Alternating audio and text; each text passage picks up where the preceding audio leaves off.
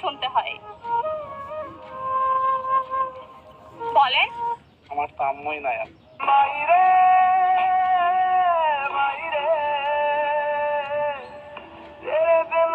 আম্মুর একটা প্রধান ডায়লগ যেটা তোমাকে সব সময় শুনতে হয়। আমি না থাকলে বুঝতে পারবি দুনিয়াটা কেমন। তখন আমি থাকবো না, কি করবি রে বোকা।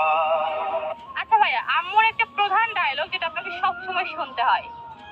প্রধান ডায়লগটা হচ্ছে যে আমি যেদিন থাকবো না সেদিন বুঝতে পারবি। আজ বুঝতে পারছি। কেন? কারণ আম্মু নাই।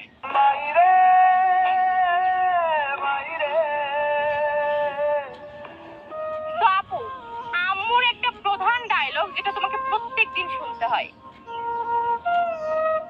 এই যে খাবারগুলো খেলি কার পেটে গেল?